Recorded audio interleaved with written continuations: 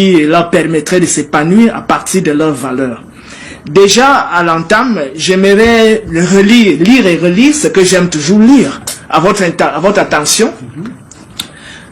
J'ai voyagé à travers l'Afrique. Je n'ai pas vu de mendiants ni de voleurs.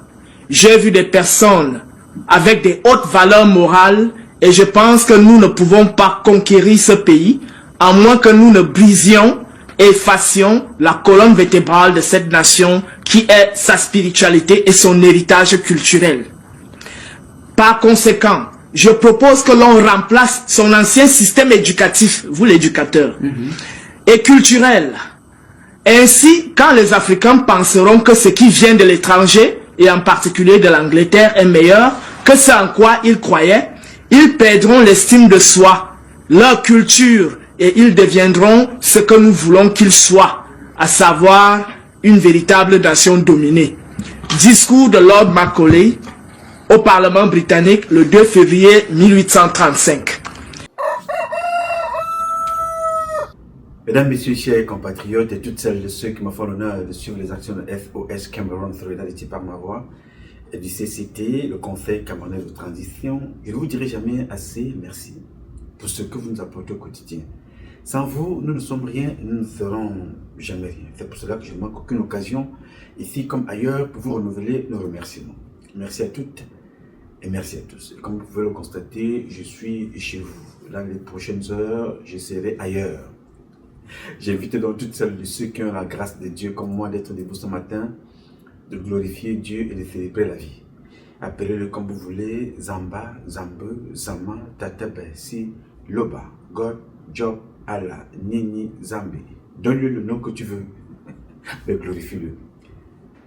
Bien, mes chers compatriotes, comme vous venez de le suivre à l'entrée de cette publication, c'est très important de comprendre que Monsieur Jeffrey Epstein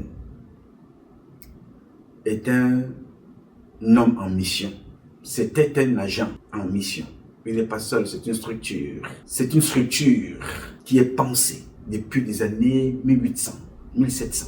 Déstabiliser l'Afrique, déstabiliser les Africains. Comme vous l'avez si bien suivi, il a voyagé en Afrique, dit-il. À cette époque-là, il a vu des personnes avec des hautes valeurs morales. Je pense que nous ne pouvons pas conquérir cette nation à moins que nous brisions, effacions la colonne vertébrale de cette nation qui est sa spiritualité et son héritage culturel. Par conséquent, dit-il, je propose que l'on remplace son ancien système éducatif et culturel. Ainsi, quand les Africains penseront que ce qui vient de l'étranger, en particulier de l'Angleterre, est meilleur que ce en quoi ils croyaient, ils perdront l'estime de soi, leur culture et deviendront ce que nous voulons qu'ils soient. Et deviendront ce que nous voulons qu'ils soient. Comme vous avez écouté là. Et c'est ce qui se passe en ce moment, même dans notre pays. C'est-à-dire qu'ils ont ciblé chez nous des personnes qui ne croient pas en elles, sans foi ni loi, attirées par l'appât du gain, le matériel, éloignées totalement des convictions, éloignées de leur culture. C'est voilà, c'est moi qui compte, pas les autres. Alors, ils ont ciblé cela, ils ont observé, ils ont pris le temps de regarder une tribu, une communauté, une ethnie. Ils ont dit ceux-là sont dociles. Ceux-là, on peut les transformer en objets sexuels. Ceux-là, on peut les instrumentaliser. Ceux-là, on peut les manipuler. Ceux-là, on peut les opposer les uns aux autres, les uns contre les autres. Ceux-là sont très faciles. Et ceux-là, dans mon pays, ce sont les petits Benanga qui sont au pouvoir. Oui, monsieur. Ici, ce n'est pas parler avec des émotions, parler pour faire plaisir. Il faut parler cru, il faut parler vrai pour sensibiliser les prochaines générations. Soyez vous-même. La population d'Israël n'atteint pas toute la ville de Douala. La population d'Israël que vous voyez là n'atteint pas toute la ville du littoral et ses environs. En nombre comme en superficie. Mais ce peuple-là, c'est ce peuple-là qui contrôle ce monde-ci a pratiquement 90%. Ils sont partout, alors qu'ils n'ont pas les mêmes richesses que nous avons sur le sol camerounais. Mais ils ont une richesse que nous avons tous, mais qu'ils ont su capitaliser là-dedans. Et dans le cœur, ils sont patriotiques, ils ont l'amour de leur pays, ils ont l'amour d'eux-mêmes, et ils se sont dit, personne, mais alors personne ne verra ce qui s'est passé avec Adolf Hitler dans les années que vous connaissez. Ils ont capitalisé ce qu'ils ont, l'intelligence. Et ils vont chercher ce qu'ils n'ont pas dans d'autres pays en utilisant tous les moyens qui cadrent avec les lois et les institutions. Mais nous avons tout. Nous volons chez nous pour aller déposer chez les autres en tuant les nôtres. Et aller consommer ce que ceux-là viennent prendre chez nous pour aller transformer chez eux. Ça, c'est nous. En tête, les petits bonanga. Alors vous comprenez donc que ce matin, je vais partager avec vous le parcours d'un homme qui fait la une des journaux dans le monde entier. Jeffrey Epstein. Mais pas de lui particulièrement, mais de ses envoyés spéciaux au Cameroun, leurs actions et leurs victimes. C'est de ça que je vais vous parler ici ce matin. Parce que ce que vous voyez là, Jeffrey est une institution. Jeffrey n'était pas seul. Jeffrey a fonctionné à l'international comme BIA fonctionne au Cameroun. Yes, Jeffrey, c'est un individu, mais représentant d'une organisation bien huilée qui existe dans notre pays depuis bien longtemps, avant même que Jeffrey naisse. Il n'a pris que le flambeau. Parce que quand on a fini avec toi, on te met quelque part, on renouvelle pour te protéger. Parfois, on te fait passer pour mort. Parfois, on te change de nom.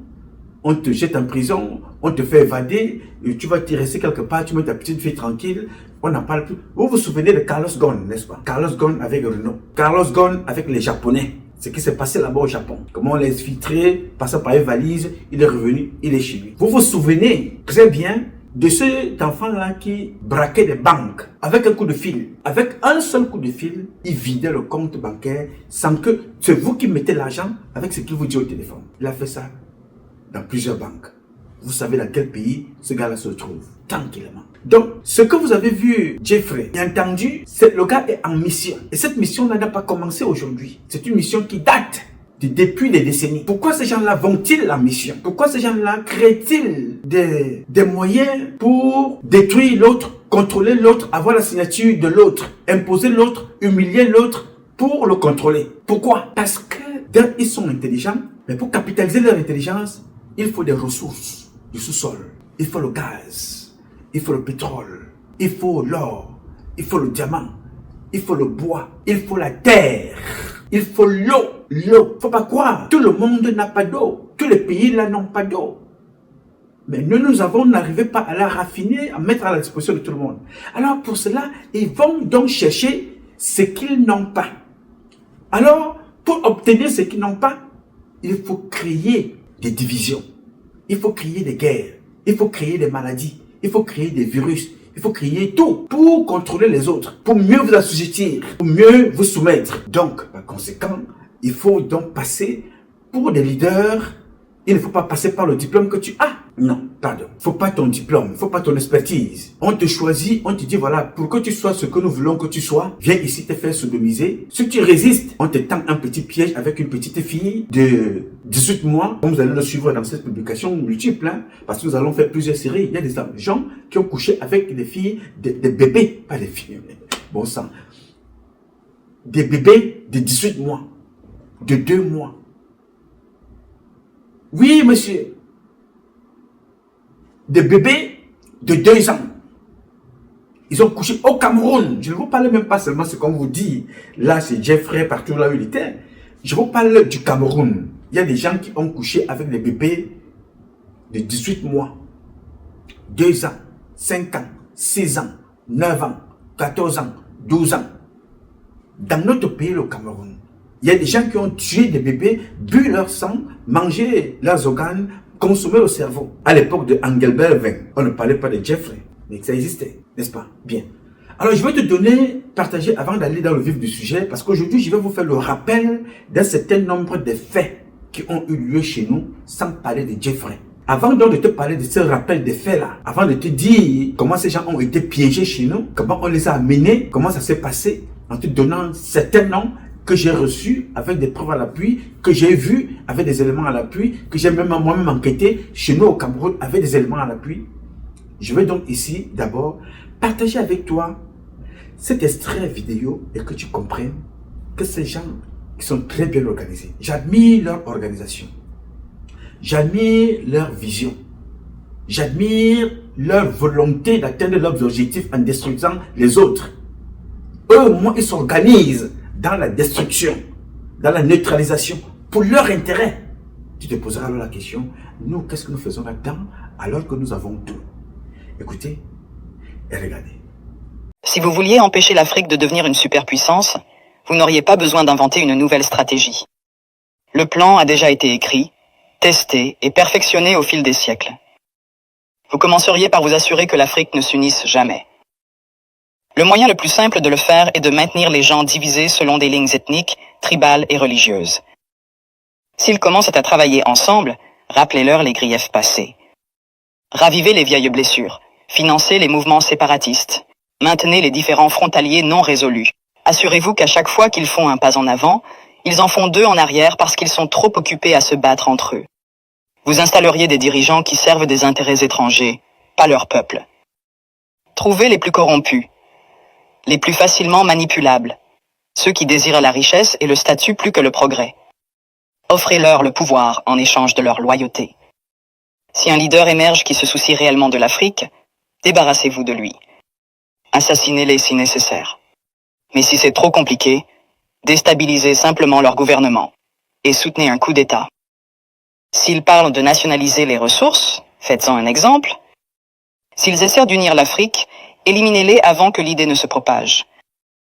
Vous maintenez l'Afrique économiquement faible en vous assurant qu'elle ne s'industrialise jamais. Laissez-les exporter des matières premières, mais ne les laissez jamais les transformer eux-mêmes. Contrôlez les mines, les champs pétrolifères, les minéraux rares. Gardez-les à vendre à bas prix et à acheter cher. Si un pays essaie de se libérer et de construire ses propres industries, sabotez-le. Imposez des sanctions, déstabilisez sa monnaie. Financez l'opposition locale, faites s'effondrer son économie. Si cela ne fonctionne pas, orchestrez une guerre civile. Les gens ne peuvent pas construire quand ils sont trop occupés à essayer de survivre. Vous vous assureriez que leur système éducatif produit des travailleurs, pas des innovateurs. Enseignez-leur une histoire qui glorifie leurs oppresseurs. Faites-leur croire que leurs cultures sont primitives, que leurs ancêtres étaient des sauvages, que leur avenir dépend de l'approbation étrangère. Entraînez-les à mémoriser, pas à penser de manière critique. Gardez leurs meilleurs et plus brillants à la recherche d'opportunités à l'étranger. Faites-leur rêver de quitter l'Afrique plutôt que de la réparer. Offrez des bourses qui emmènent leurs esprits les plus brillants vers l'Occident et ne les encouragez jamais à revenir. Laissez le continent continuer à former des médecins et des ingénieurs seulement pour qu'ils aillent enrichir d'autres nations. Vous contrôleriez leurs récits. Possédez leurs médias, contrôlez leurs histoires, dictez leur image au monde.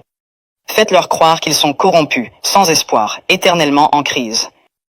Inondez leurs écrans de pornographie de la pauvreté et de zones de guerre. Montrez-leur des publicités caritatives qui leur font croire qu'ils sont impuissants, sans l'aide étrangère. Minimisez leur réussite. Transformez leur victoire en incidents isolés. Si un pays africain développe une innovation révolutionnaire, attribuez le mérite à un investisseur étranger. Si un dirigeant africain met en œuvre une politique réussie, présentez-la comme une anomalie plutôt qu'une preuve de compétence. Vous vous assureriez qu'ils restent dépendants, les noyer dans la dette. Offrir des prêts avec des conditions impossibles. Bien, vous avez donc compris que c'est dans les divisions que ça se passe. Il y a une sœur, c'est dans la neutralisation des uns et des autres que ça se passe. Eux, ils ont organisé, c'est-à-dire ils ont une méthode, une stratégie, une tactique qu'ils sont en train d'appliquer. Et ça marche.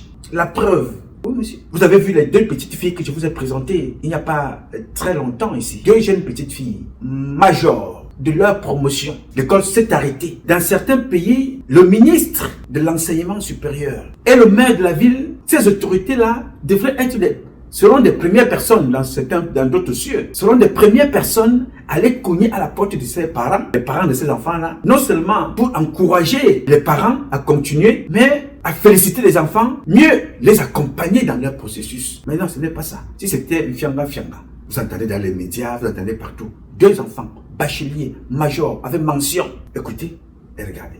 Elles n'ont pas pu retrouver le chemin de l'école depuis l'obtention de leur baccalauréat. Merveille et Emmanuela, lauréates au baccalauréat session 2025, ont vu leur parcours s'arrêter faute de moyens financiers. Je n'ai pas pu continuer mes études pour plusieurs raisons. D'une part, je suis issue d'une famille précaire et démunie. C'est la raison pour laquelle je n'ai pas pu continuer mes études. Je n'ai pas poursuivi les études à cause des moyens financiers insuffisants. Pour joindre les deux bouts, Emmanuela dispense les cours dans une école primaire de la place. Depuis l'obtention de mon bac, je suis enseignante dans une école primaire. J'enseigne le niveau 2. Malgré ces difficultés, elles nourrissent le rêve d'être des leaders dans la société. Mon rêve est de devenir procureur dans les années à venir. J'aimerais représenter le Cameroun, défendre ses intérêts, afin d'être une source d'inspiration pour les générations futures. J'aurais souhaité être dans l'établissement de formation supérieure estique. Et pour pouvoir travailler, pour pouvoir par la suite travailler dans un des médias de mon pays, dont par exemple le Canal 2 International. Toutes deux majeures dans l'arrondissement de Douala 3e, elles font partie des jeunes du littoral qui seront célébrés par l'Association pour le développement et l'éducation de la jeunesse africaine. Bien, voilà des génies de notre pays, n'est-ce pas?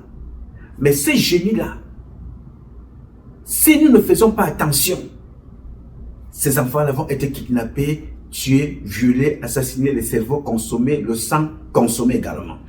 Alors que dans d'autres cieux, nous sommes en train d'admirer cela qu'on appelle Elon Musk. Nous sommes en train d'admirer celui qui a créé le téléphone Apple. Nous sommes en train d'admirer celui qui a créé WhatsApp. Nous sommes en train de se poser la question, quel est le génie qui a créé comme ça le taxi Yango au Cameroun? Oui, nous sommes en train d'apprécier celui qui a créé Uber. Alors que dans notre pays, nous sommes en train de tuer des génies qui dépassent même ceux-là. Parce que dans d'autres sujets, ceux-là ont été accompagnés. Mais chez nous, on les tue, comme vous voyez ces jeunes enfants. Bref, là, c'était une parenthèse. Pour vous dire comment est-ce que ces gens-là ont réussi à nous amener à croire que ce qui vient d'ailleurs est important, comme ils le disent eux-mêmes. Et ce qui vient d'ailleurs est plus important que ce que nous sommes ou ce que nous avons. On tue donc le nôtre. C'est-à-dire quand vous voyez un gars comme moi qui se lève, qui dit au président Paul Biya, qui appelle les ministres camerounais, certains d'entre eux, de la police, de la gendarmerie, de la présidence, de la défense, leur dit, monsieur, s'il vous plaît, voici ce qui va se passer, voici ce qui se passe. N'est-ce pas? Et ce que je dis là, c'est ce qui va se passer. Mais ce ministre-là, à la présidence, à la gendarmerie ou à la police, ne va pas suivre ce que je dis. N'est-ce pas? Mais il va exactement suivre la même chose parce qu'un Français viendra le lui dire. Mais chez ce Français-là, il payera beaucoup d'argent. Parce que ça vient de ce Français. Alors que ce Français-là, pour qu'il a lui dire ça, il a pris ça chez moi. Oui, monsieur. C'est comme ça que ça se passe. Si tu veux avoir un projet qui marche au Cameroun ou dans certains pays en Afrique, on te dit il faut mettre un blanc devant. Il faut mettre un blanc. Prends même un clochard dans la rue. Lave-le, habille-le, donne-lui le projet, accompagne-le, mets-le devant. Ton projet passera. Et si c'est toi, il ne passera jamais. C'est observé, c'est calculé, c'est pensé. Et c'est mis en pratique, comme ils le disent eux-mêmes. Et ça marche. Posez-vous la question, vous qui êtes allé voir Mbargangele avec des projets, posez la question à ceux-là qui sont des Camerounais, qui sont allés voir Mbargangele, Galax et Toga. Ils ont proposé un marché, ça a fonctionné. Ou on va te demander quelque chose en retour, te sodomiser, ou on va te poser la question comme on avait posé la question, comme celui-là, Grégoire, on avait posé la question à Roméo Dika. Il faut que je te sodomise et que tu obtiennes le carton jaune. Alors on peut te payer. Voilà. Personne ne va te suivre. Mais si c'est un Français, un Libanais, un Chinois qui vient avec le même projet, tout de suite, on n'attend même pas que il expose quoi que ce soit, Mvondayoul valide, Ferdinand Gongo valide, Mbargangele valide, Galax et Toga valide, accompagné de celui-là qu'on appelle Mbarga Omboa. C'est-à-dire que vous n'avez pas besoin de présenter quoi que ce soit. Tout de suite, Tout ce qu'ils attendent, c'est leur rétrocommission, c'est leurs intérêts personnels. Ils n'ont rien à foutre avec Yaoundé dans la santé, ils n'ont rien à foutre avec l'intérêt de l'État, ils n'ont rien à foutre avec l'intérêt du peuple camerounais. Non, c'est leur intérêt. Et c'est là que ce que vous venez de suivre trouve donc tout son sens. Ils ont réussi leur mission à 100% sur ce coup-là. Puisque vous voyez ce que ça donne. Toute personne qui est capable de penser, dès que tu exposes ta pensée, on te neutralise, on te tue, on te jette en prison. Si tu as été un peu éveillé, tu vas en exil. Fon Jindam est en prison à cause de son intelligence. Fon Jindam est en prison à cause de son intelligence. Yes, sir. Alors, pour revenir donc sur le rappel des faits des agents, des chargés de mission de Jeffrey Boys en Afrique et leurs victimes, je vais vous ramener d'abord vers un livre appelé 100% de Ebalengounou. Ebalengounou dit déjà dans tout son livre tout ce que Jeffrey fait là. Alors que Ebalengounou, on ne sait pas où il se trouve, où il est mort, où on l'avait tué, où on l'avait assassiné, où il vit quelque part caché. Il n'avait jamais connu Jeffrey. Mais il parle de quoi en écrivant ce livre 100%? Où à l'intérieur, il parle de Biyapi Vondo à l'intérieur qui couchait avec un animal, faisait l'amour, des relations sexuelles avec un animal. Il parlait des pratiques. Il parle de sodomifiant que vous parlez aujourd'hui qui est devenu, un titre dans le CV, il faut être sodomisé pour trouver le boulot. Il parlait déjà de ça à l'intérieur. Et Balengounou. À cette époque-là, il parlait déjà de ça. À l'époque de Tchungi, Anzet Tchungi.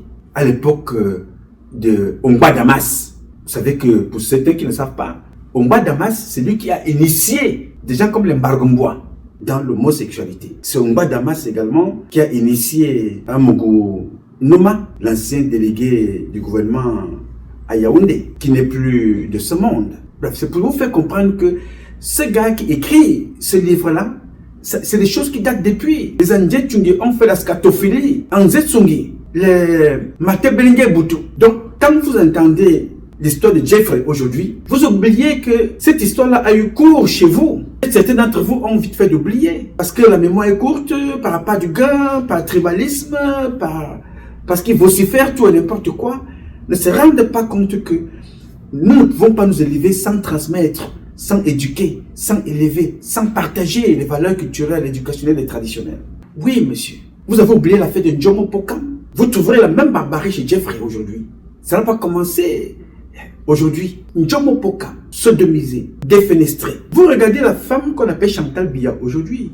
Notre grande sœur, elle a eu la grâce, la bénédiction de Dieu de se retrouver comme ça, parce que le destin de chacun est écrit. Comme dit l'artiste que j'apprécie beaucoup, Longuet Longuet, le destin de chacun est écrit. S'il est écrit que tu seras président, tu le seras. Elle, Chantal Biya, c'est une association des métisses de l'époque, dans la même trame que Céline Eco. C'était des femmes, des jeunes filles qui ont été victimes de ce réseau-là. Vous recherchez aujourd'hui la plupart des métisses de Yaoundé, d'une certaine époque. Mais elles sont des matelas. Elle sortit avec tel ministre, elle est sortie avec tel ministre, elle est sortie avec tel ministre, elle est sortie avec tel ministre, elle est sortie avec tel ministre. Parce que les ministres là se passent, ces enfants-là, comme des marchandises.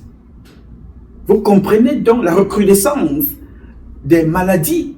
Parce que les 3/4 des ministres de Paul Biya sont malades. Et attrape ces enfants-là comme ça, à pas du gain, un peu d'argent, on couche avec toi partout. Et ces filles-là qui savent automatiquement qu'elles ne peuvent pas être ni les épouses de ces gars-là, reviennent donc maintenant au quartier, retrouver leurs petits copains et la débauche continue. À transmettre. Regardez, observez autour de vous. Posez-vous les questions. Les métis des années 70, les métis des années 80, les métis des années 90 au Cameroun. Allez rechercher leur histoire. Quand tu croises une, à l'époque, tu sais que bon, j'ai connu Mbargombois quand il était encore à la banque. Oui, j'étais avec mon mari, nous étions encore au Gabon. Oui, j'ai connu Mbargombois quand j'ai connu Mbargombois, il a même volé l'une de mes voitures.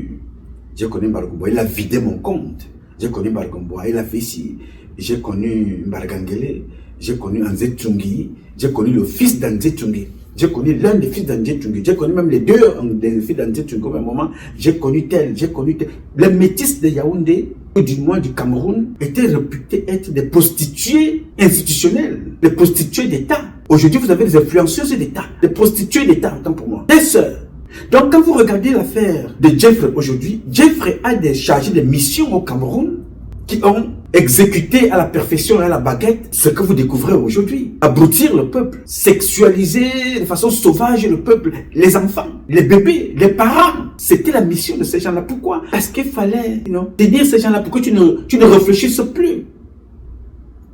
Alors, je vais te rafraîchir la mémoire pour comprendre jusqu'où le degré c'est arrivé à votre niveau. Vous vous souvenez, bien avant que Mate Benenga Boutou ne meure, vous vous rappelez de ce qui s'était passé avec lui, avec notre jeune sœur. Pour certains d'entre nous, notre sœur. Pour d'autres, notre cousine, notre compatriote, d'autres, leur fiancée, Nathalie Nkwa. Vous vous souvenez du scandale de Nathalie Nkwa? Ce n'est pas un secret. Les photos que nous avons de Nathalie Nkwa ne sortent pas du téléphone de Noma, ne sortent pas d'internet de Noma, sortent de leur propre téléphone, des gens avec lesquels elle sortait à l'époque. Et vous savez comment cela s'était passé. Vous avez lu son livre, n'est-ce pas? Mate Benenga Boutou, Nathalie Nkwa et Samuel Eto'o-Fils. Vous vous rappelez de cette affaire? Vous avez l'air d'oublier des choses et vous croyez que ça a commencé aujourd'hui. C'est un système qui est mis sur pied depuis très longtemps. Comme je vous ai présenté dans les 2 vidéos à l'introduction, et c'est appliqué à la lettre par les nôtres. Vous verrez donc que des gens vont briller parce qu'ils ont fait un an avec un talent. Après, c'est terminé. Maintenant, on continue de les maintenir pour le service qu'ils ont rendu par rapport à la déviance, la dépravation sexuelle, l'homosexualité. Oui, monsieur, la prostitution. Vous comprenez donc que à partir de cet instant-là, on regardait seulement des garçons. On regardait les garçons, on regardait des jeunes garçons. Mais subitement, un jour comme ça, là, paf, on sort une du tiroir. Et pas de n'importe où. On la prend dans un domaine que les Camerounais affectionnent beaucoup. Le football, n'est-ce pas? Pour distraire les Camerounais. On prend donc Galamoui, capitaine de l'équipe nationale des femmes dans notre pays. On prend là, on la met là-bas, n'est-ce pas? Elle éduque des filles à l'homosexualité, à la prostitution. Une fois c'est sorti, elle a réussi son pari, on l'envoie en stage dans un pays voisin, la Côte d'Ivoire. Pourquoi elle se sent à l'aise là-bas? Elle se sent à l'aise là-bas parce que les institutions là-bas ne vont pas s'occuper d'elle. Mais là-bas, elle ne partira pas avec la fille qu'elle vous a montré que... Est-ce que vous avez déjà connu une si belle fille? Elle vous a dit ça, vous avez suivi ça dans l'une des publications. Elle n'est pas seule, n'est-ce pas? Elle quitte, elle va là-bas, part en Côte d'Ivoire, continue là-bas. La prostitution, la débauche, la déviance. Parce qu'ils ne font pas seulement ça pour rester avec une seule femme. Non, ils font exactement comme les hommes. Elle va là-bas, elle se filme avec vous pour montrer que dans leur domaine, en tant que... Parce qu'elle est une femme, mais qui veut devenir un homme. Elle s'habille comme les hommes, elle fait comme les hommes, elle montre, elle présente ses conquêtes. C'est-à-dire la même personne, de la même façon dont on présente aux garçons, que voilà, il y a des garçons qui ont beaucoup de filles, elle aussi, à ce niveau, elle montre que, oui, il y a des femmes qui l'aiment beaucoup parce que non seulement elle est capitaine, parce qu'elle sait brouter, n'est-ce pas? Faire le mouvement du serpent. Elle va dans en Côte d'Ivoire, elle reste là-bas pendant un moment. Pendant ce temps, celui-là qui est le capitaine de ces comportements-là au Cameroun est en train de préparer le chemin. Et il prépare le chemin avec l'aval des institutions. Jeffrey, mode d'emploi. Quand il a fini de préparer le chemin, tac, arrivé, hop, on vous dit que cette fille est venue, elle est rentrée dans la fédération camerounaise de football, elle a tel poste, elle a ceci, elle a cela. Ça passe comme une lettre à la poste. Pendant que vous êtes en train d'observer ça, entre-temps, pendant qu'elle est là-bas, pour continuer à augmenter, ne pas trop discréditer celle qui est de l'autre côté, le type qui joue le rôle de manager en Europe, au Cameroun et partout en Afrique, on dit à Chantal Biya que bon voilà, comme toi tu aimes le pouvoir, vous avez écouté ce qui a été dit dans les 2 vidéos, hein, la première et la deuxième. Comme tu aimes le pouvoir, il faut te tenir dans ce que tu aimes. Maintenant, il faut que tu nous donnes ta fille. Sacrifier le plus aimé de sa fratrie. Le livre de Joachim Tudor, nous avons en parlé tout à l'heure. Méditation de prison. Chantal Biya prend donc sa première fille. Elle donne à ces gens-là. Et cette fille-là, on ne parlera pas d'Atangana, le scientifique, le meilleur mathématicien au monde. On prend Brenda, on met dans un magazine appelé Le Parisien. Qu'est-ce qu'elle fait là-bas? Elle va parler science. Les enfants de Poutine sont des médecins, ils peuvent parler science, ils peuvent parler tout ce que vous voulez. Ils ont des articles dans des grands magazines. On prend Brenda, on met dans Le Parisien. La seule fois, c'est que je veux que mon père légalise l'homosexualité. Je ne veux pas que mon père construise les puits, les routes, les écoles, pour que les enfants de 20 ans aillent obtenir des diplômes. Non. Tout ce que je veux, c'est que mon père légalise l'homosexualité dans notre pays, le Cameroun. Vous verrez donc que quand elle arrive, après avoir dit ça, elle arrive au Cameroun avec un cortège de prostituées, payé par le contribuable camerounais, Ben Sekiner, vendeur de tomates, vendeur à la sauvette, plus l'endettement.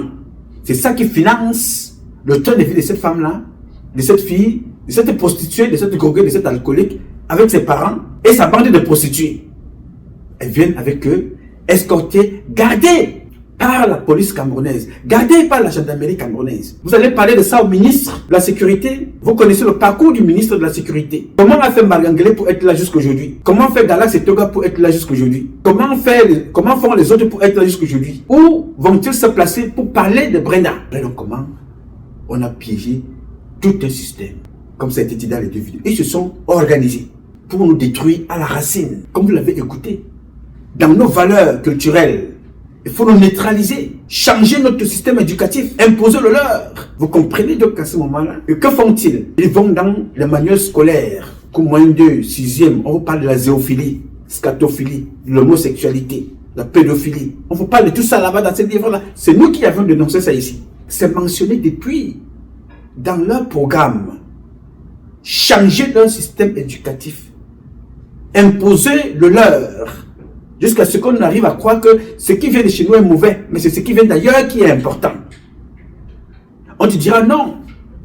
Dans la Bible que tu vois là, il y a la polygamie. Toutes celles de ceux qui sont dans la Bible ont connu la polygamie. Mais les mêmes personnes ont la polygamie dans la Bible, chez eux, dans leurs différents pays en Occident. Prêtent seulement sur la même Bible. Mais ils te disent plutôt que voilà.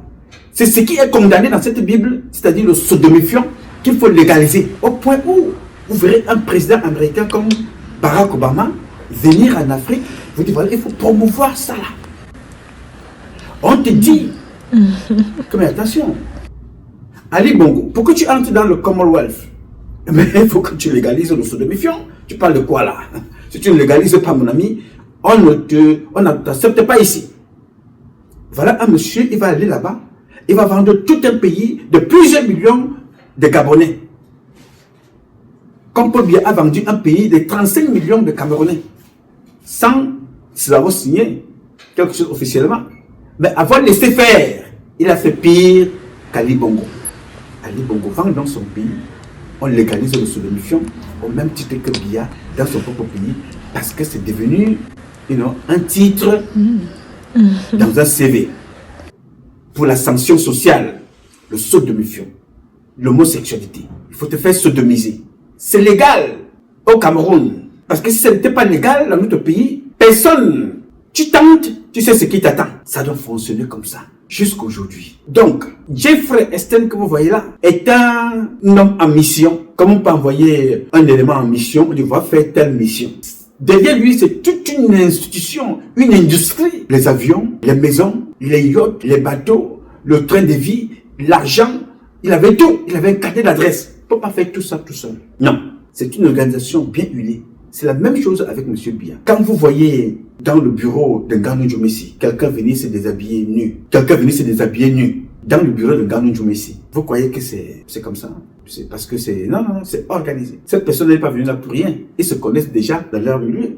Vous voyez un peu. Je vais encore vous rappeler quelque chose. Quand on te parle des crimes, des assassinats, des disparitions, de la consommation de la chair humaine, des viols, des abus, tout ce que tu peux imaginer, la consommation du sang. Vous vous souvenez que je vous avais montré une vidéo ici. La particularité avec tout ce que je vous dis, c'est que ça a pris beaucoup de temps en Europe pour que ça sorte. Bien que bon, tout ce qui sort là maintenant, les 3 millions de whatever, c'est parce que ce sont les Africains qui vont payer le lot tribut. Vous n'avez pas encore vu ça venir, mais c'est eux.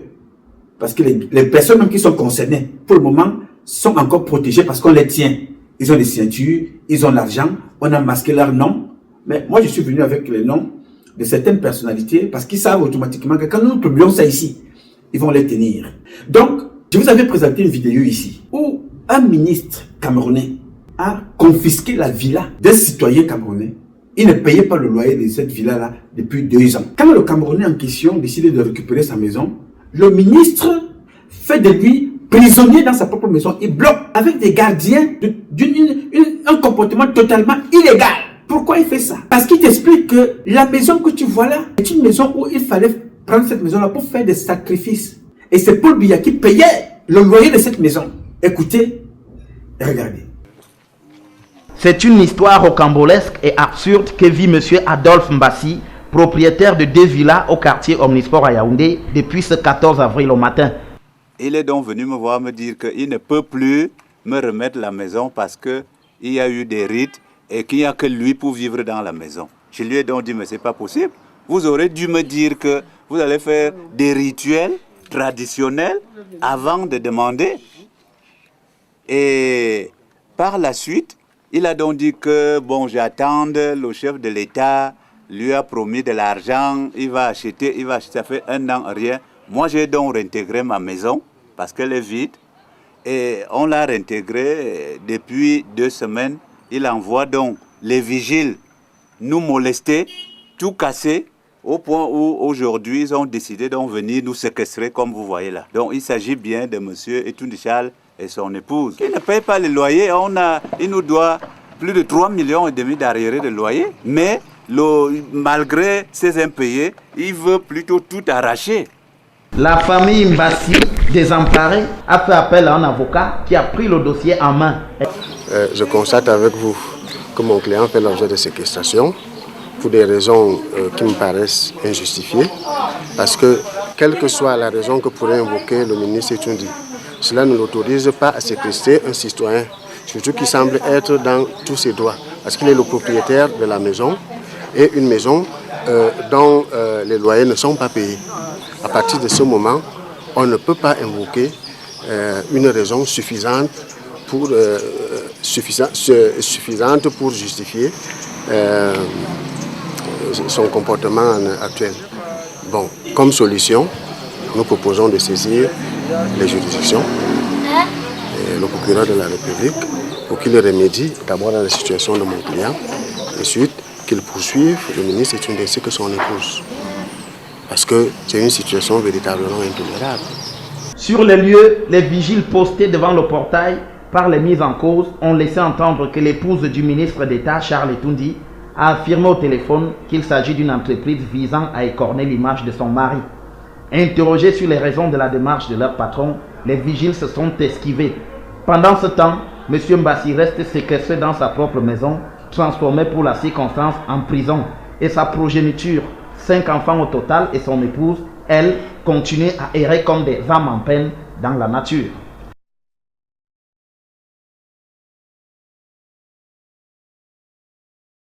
Bien. Là, vous avez oublié ça. C'est le même comportement que vous faites semblant d'aller découvrir chez Jeffrey.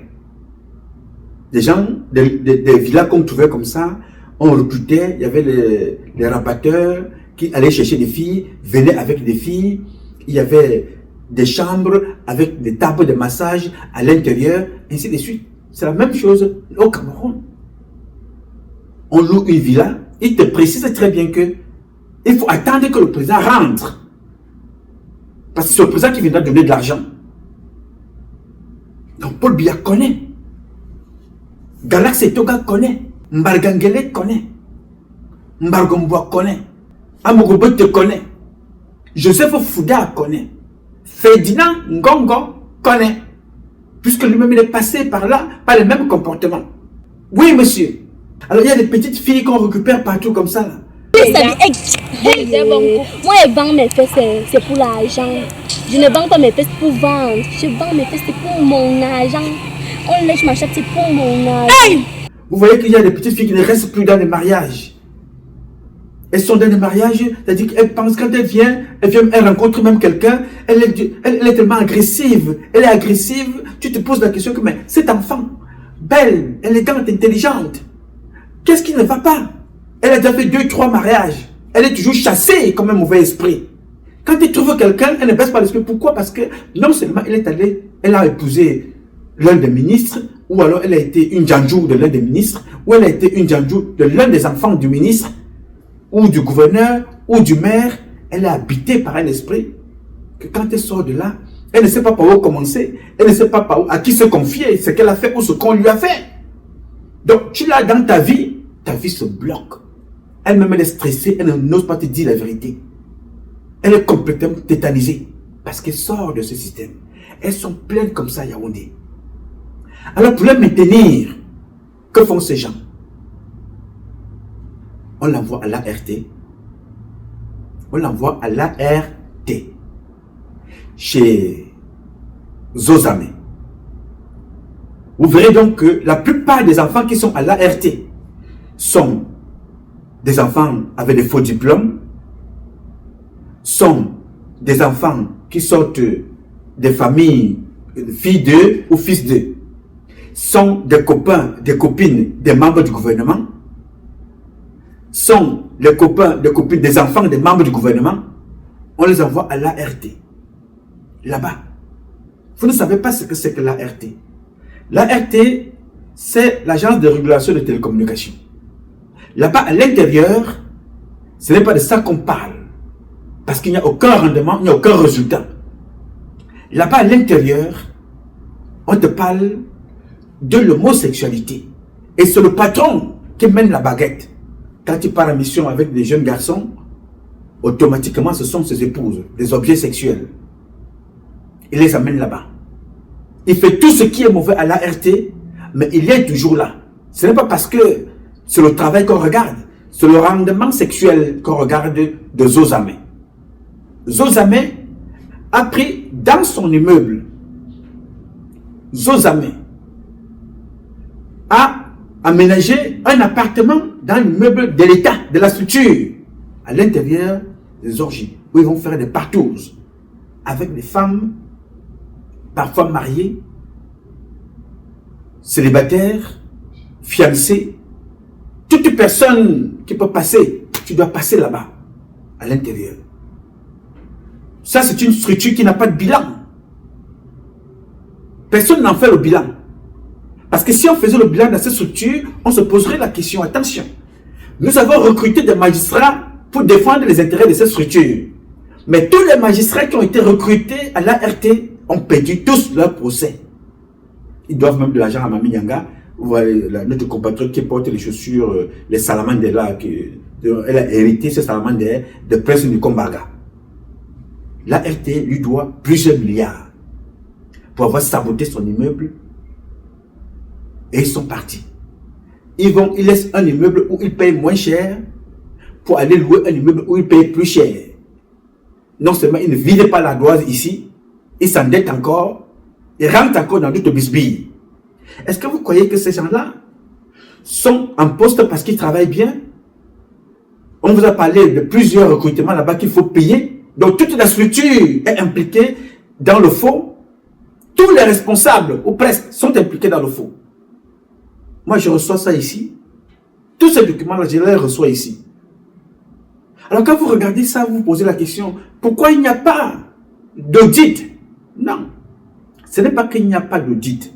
Et ce n'est pas la volonté qui manque. Parce que Zozame, agissant dans le même système que Jeffrey au Cameroun, rend service comme d'ailleurs Bemenge le faisait à l'époque. Bemenge, c'est la même chose. Sortez avec les filles qui travaillent dans cette maison. Les faux diplômes, ces enfants ont été chassés. Alémia, faux bac. Des copines de ceux qui travaillent à la présidence sont pleins là-bas à l'intérieur. Je peux vous donner des exemples à ne pas en finir. Mais est-ce que c'est le résultat qu'on regarde? Ce n'est pas le résultat que l'on regarde. On regarde le rendement que tu apportes dans la débauche sexuelle, dans la dépravation sexuelle. Et quand on n'a plus besoin de toi dans ce système-là, on te sacrifie comme ils ont sacrifié Bemengue. Parce que si Bemengue avait mal travaillé et qu'on se basait sur le résultat de Bemengue, Zozame serait en prison. Toutes les personnes-là, on aurait reformé l'ART. Tout ce monde-là. Il n'y aurait plus personne là-bas à l'intérieur. Parce que c'est une structure de 250 personnes. Ils sont à plus de 700. Il faut payer pour avoir un emploi. Mais il n'y a pas de rendement. Et dans la même structure, on manque de papier. On manque d'encre. Dans cette structure-là, qui est devenue une structure d'exploitation sexuelle. Est-ce que vous pensez que c'est pour ça que je voudrais vous amener là où on case ces enfants-là? Quand vous ne les retrouvez pas dans les ministères, vous les retrouvez à Cantel, chez une autre prostituée qui fait exactement le même comportement que Jeffrey que vous voyez là. Les femmes et les garçons, c'est la même chose. Mais leur égérie, c'est qui? C'est Brenda. On va prendre Brenda, on l'amène partout. En ce moment-là, ça donne la caution sur tout ce que tu vas faire. Le rendement, ce n'est pas l'expertise, ce n'est pas ton savoir-faire, ce n'est pas ton expérience, c'est que je suis avec Pierre Maba, le frère de Paul Biya. Les filles vont là-bas tailler des pipes, les filles vont là-bas laver les habits et les assiettes. Judith Sonné, elle est là-bas régulièrement. Elle veut être nommée ministre. Si elle n'est pas nommée ministre, il ne faut pas qu'elle aille en prison. Toutes ces filles-là vont là-bas, voient les parents, proches ou éloignés, les enfants, les filles comme les garçons de Pierre Meba. D'autres donnent de l'argent, d'autres sont là-bas pour une caution quelconque. On organise un événement, on les fait venir, on vous fait croire qu'on va vous faire nommer ministre, vous donnez de l'argent, vous prenez de l'argent dans les caisses de l'État. Mais demain, c'est avec le même motif des caisses vides qu'on va vous mettre en prison. Alors que ce n'était pas ça le vrai motif. On n'a plus besoin de vous. Votre temps est passé dans la débauche sexuelle, les dépravations sexuelles. On vous a enlevé, on vous a mis là-bas. 99% des femmes qui sont dans le gouvernement, directeurs dans les sociétés d'État, ne couchent pas seulement avec leur mari. Participent aux orgies. Participent à la débauche sexuelle. Les Jeffrey Girls et les Jeffrey Boys au Cameroun. Donc, ce que vous voyez là, avec Jeffrey, n'est pas nouveau. Si vous quittez maintenant, vous allez là-bas chez Mokoulon Vendon, Olivier. Vous avez la mémoire courte. Moi, la seule chose qui me caractérise, c'est que je garde tous ces dossiers-là. Et ça va agir un jour comme ce qui se passe avec Jeffrey aujourd'hui. Ça a attendu beaucoup d'années. Les services de renseignement ici jouent avec le peuple. On vous sort 3 millions. Par exemple, vous vous débrouillez là-bas. Mais il y a encore d'autres millions. Et dans ces autres millions qu'il y a là-bas, c'est là-bas qu'il y a le non-tchoum. Donc moi, je garde tout ça. Quand je vous parle là, je vous parle sans papier parce que ces événements-là, je les enregistre dans mon cerveau. C'est-à-dire que c'est dans le disque dur et je les disperse dans des endroits à garder quelque part. Vous vous souvenez que Mokoulon Vondo Olivier, que vous voyez là, il a transformé la CNPS en Géorgie, en lieu sexuel, de dépravation sexuelle. Lui-même, il y a quelques années, il a échappé à la mort.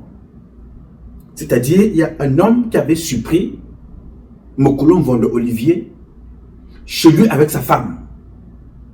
Mais il est sorti de la maison sans caleçon. Il a sauté par la barrière, il a fui. Si c'était dans un autre pays, vous apprenez que Jack Lang a déposé sa démission. Sa fille a déposé sa démission. En Arabie Saoudite, il y a un autre là-bas, un haut cadre, a déposé sa démission. On ne parlerait plus. Aujourd'hui,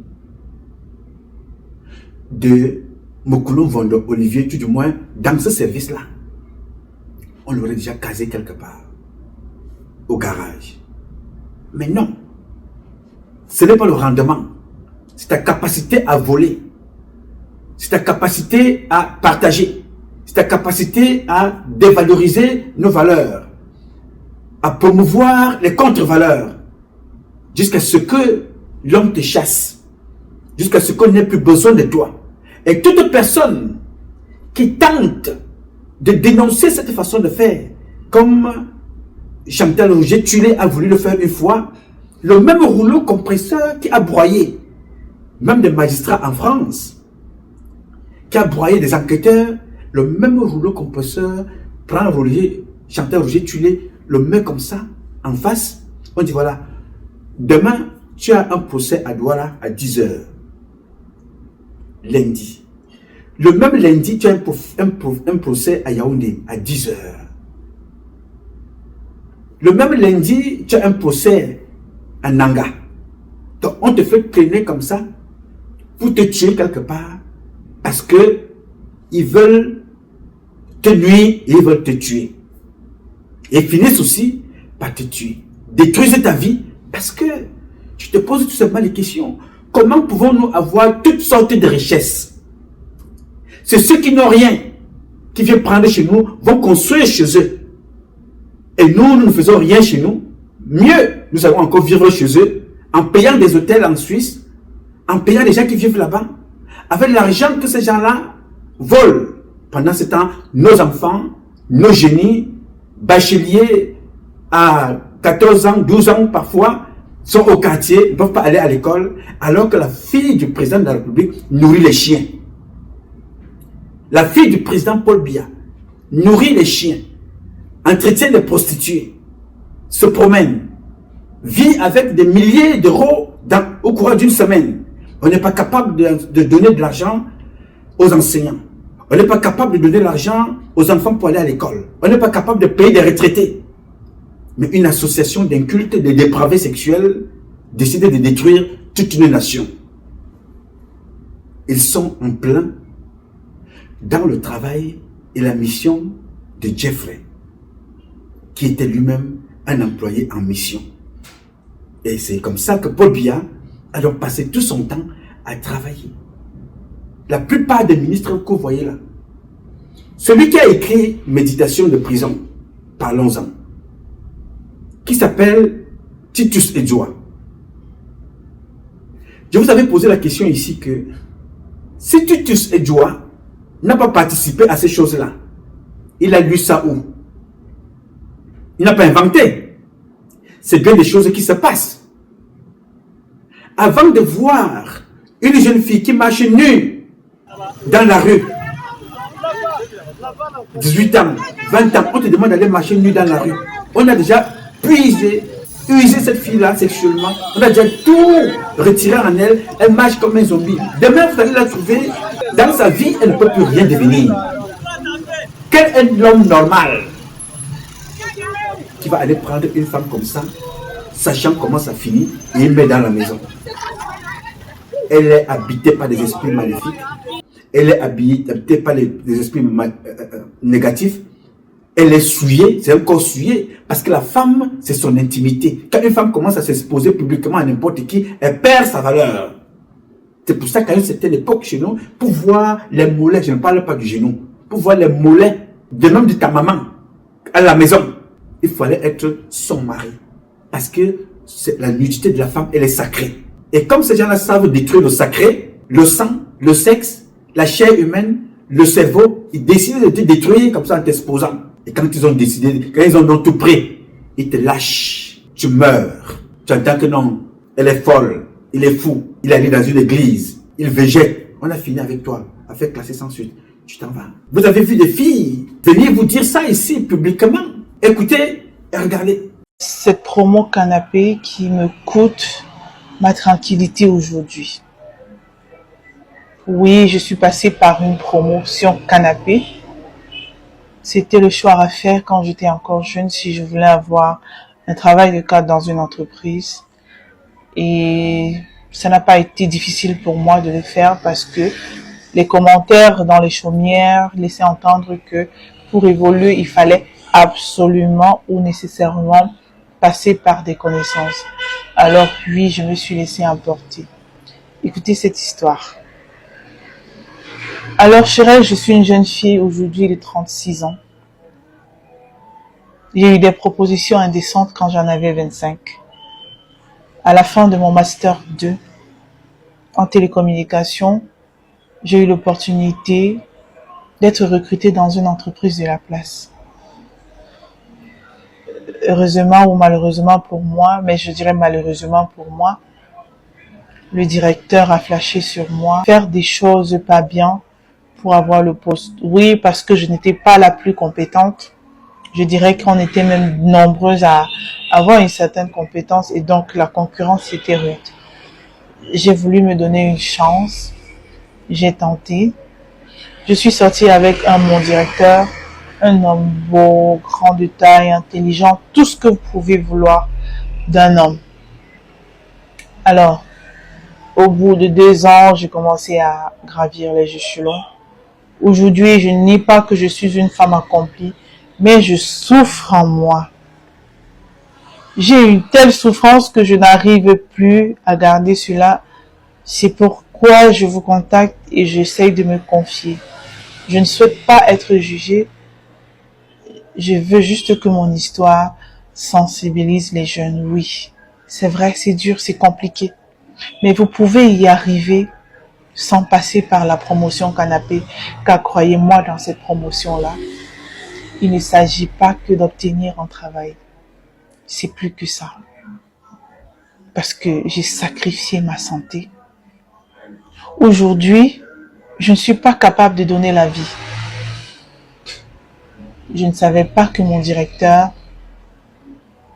enlevait quelque chose en moi pour pouvoir me donner ce travail dont j'avais besoin pour élever toute ma famille. J'en souffre aujourd'hui. J'ai des regrets, mais je n'y peux rien. Souffrez autant que vous voulez. Mais ne vendez pas votre âme au diable. Mon directeur, non seulement il m'a filé une maladie, mais plus tard je me suis rendu compte qu'en fait j'ai signé le pacte avec le diable. Et aujourd'hui, je ne peux ni me marier, je ne peux pas donner la vie. Pourtant, je suis financièrement stable.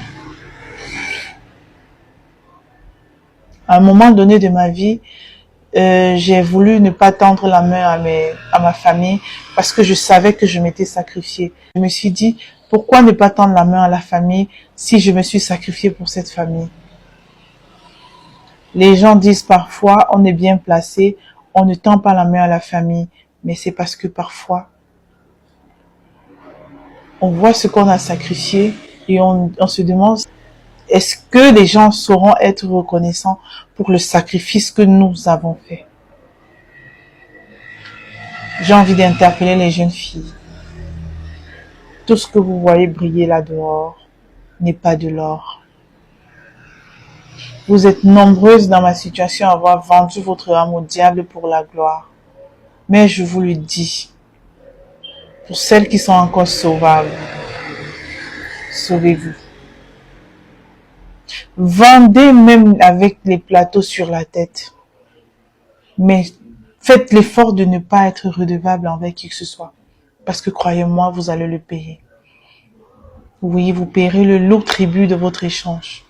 Et vous êtes loin d'imaginer qu'est-ce qui vous attend. J'ai voulu juste me décharger et je ne demande pas de conseils. J'ai juste voulu me décharger pour pouvoir sensibiliser autant que faire se peut. Ils sont dehors, ils sont grands, ils sont beaux, ils ont des grosses voitures. Mais alors, ils sont des prédateurs. Faites attention. Ferdinand Ngongo, tu vas mourir. Pratiquer autant de magie noire sur tous ces chefs d'État, tu vas mourir. Je sais comment vous fonctionnez. Je sais comment vous fonctionnez. Pour la simple raison que j'ai fait partie de cette chaîne. J'ai été un maillon de la chaîne. Lorsque j'étais sous l'emprise d'Abdoulaye, je sais ce qu'il exigeait de moi. Je sais comment vous fonctionnez. Vous prostituez les gens, ensuite vous récupérez le liquide séminal de ces personnes-là et vous faites de la magie noire. Avec leurs cheveux, leur sperme. Je sais comment vous fonctionnez. Et tu vas mourir. Tu ne peux pas tromper tout ce monde-là éternellement. Ils ont ouvert les yeux. Vous pensez que c'est parce que c'est de la magie noire que les gens ne vont pas s'en rendre compte? Les gens ne sont pas bêtes. L'occultisme a ses limites. Surtout quand c'est pour trahir. On va te tuer, Ferdinand Ngongo. Tu as touché à trop de personnes et tu ne seras jamais président de la République du Cameroun. Laurent Abédié met la tombe de mon père et Abdoulaye met la tombe de mon père là-dedans. Pourquoi? Tu as promis un poste de ministre à Laurent Abédié? Tu iras en prison. Ta mort est proche, Ferdinand Ngongo. Quant à Abdoulaye, il ira en prison. Je ne serai plus la pute de personne. Personne ne va m'obliger à me prostituer pour pouvoir porter des cordons en franc-maçonnerie. Je refuse. Votre franc-maçonnerie, je la refuse depuis 2014. Je n'ai vu que le malheur, que l'arnaque, que des crimes dans cet organisme-là. Espèce d'ordure. Sorcier de caniveau. J'ai parlé. Avant moi, d'autres personnes ont parlé. Et d'autres personnes parleront. Vous ne pourrez pas tromper tout le monde tout le temps comme ça. Soumettre tout un pays. Faire croire à toute une nation, à toute la nation camerounaise que on ne peut obtenir quelque chose dans la vie qu'en vendant son corps. C'est de l'arnaque et ça ne durera pas éternellement. À mort, Ferdinand Ngongo. Ta mort est proche. Ordure. Bien. Alors, cette fille en rouge que vous avez vue là, elle décrit ce qu'elle a vécu. Ça n'a pas réveillé ceux qui disent se battre pour les droits des femmes. Non, ça ne les réveille pas. Et ce qu'elle dit, c'est ce qui se passe. Promotion canapé. C'est de ça qu'il est question. Il y a seul. La seconde là, que vous avez écouté, elle a parlé ici, bien avant que l'histoire de Jeffrey soit su par toi. Parce que nous parlons ici depuis très longtemps. Et je vous présente cette fille-là ici depuis très longtemps. Est-ce que vous pensez qu'elle est seule? Il y a un monsieur qui travaille au ministère des Finances. Il a fait venir sa copine au Cameroun. Cette fille-là est métisse. Elle cherche du travail. Ce gars, il ne pèse pas l'eau. Mais il pèse quand même à son niveau dans le RDPC. Je vous ai déjà parlé de lui ici une fois. J'ai même publié sur ma page Facebook. C'est parce que moi je ne publie pas de conversations privées des gens. Il prend sa copine. Il présente sa copine au Libanais qui est au Cameroun. En fait, l'un des Libanais au Cameroun. Il présente sa copine. Il dit à ce Libanais là que vraiment, toi qui es proche de Ngongo Ferdinand, aidez-moi à trouver le travail à ma copine. Le gars, le Libanais, comme je vous dis toujours, c'est toujours les gens, les étrangers qui brillent chez nous. Le Libanais prend la fille, il présente un Ngongo. Et bien évidemment, Ngongo la recrute, mais Ngongo commence à coucher avec elle. Oui, monsieur. C'est lui-même qui raconte cette histoire. Ce Camerounais-là, il est fonctionnaire au ministère des Finances. Vous voyez un peu?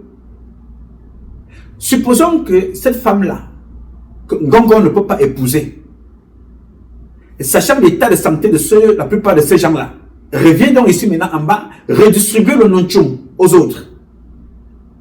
Ça, c'est celle-là. Maintenant, il y a une autre qui sortait avec un journaliste. Ce journaliste-là vivait en France. Il vient de déménager pour le Cameroun. Il fait des petites vidéos régulièrement dans les capsules là. Il présente son village. Il est un peu partout là. Il avait une copine. Un jour, pendant qu'il était à l'extérieur, il apprend seulement que sa copine était en vacances avec Ngongo à Kribi. Lui, il a dit vraiment, si je parle de cette affaire-là, c'est peut-être qu'on va seulement me tuer, je préfère laisser tranquille et abandonner. Vous voyez une autre jeune petite fille, dont on nous dit être la femme de Ferdinand Ngongo. On dit elle fonctionne dans elle a des magasins.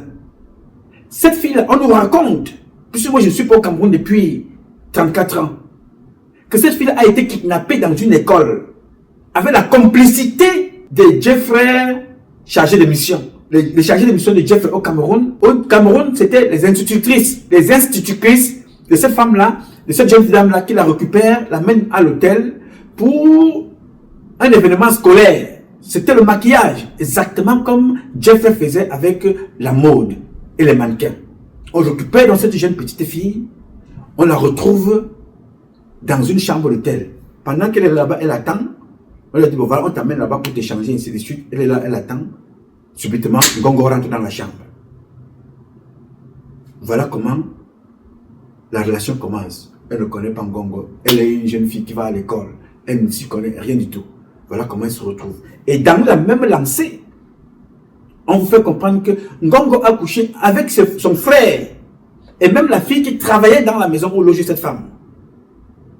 Quand vous comprenez des comportements comme ça, on a encore affaire aux gens qui sont des écams, aux gens qui représentent nos valeurs. L'ART couche avec sa fille. L'ART a sodomisé la fille d'Ayo Mougé, conseiller spécial à la présidence. Ça s'est passé dans le sud. Sodomisé à souhait, il a fait 3 semaines à la maison sans sortir. Quand vous avez affaire à des gens comme ça, est-ce que nous sommes encore là en face des personnes qui sont capables de protéger nos valeurs culturelles? Non, c'est des gens qui sont à la lettre dans le respect des 2 vidéos que je vais de vous présenter à l'entrée et qui sont dans la droite ligne de la destruction. Est-ce que vous croyez que ces gens-là les respectent?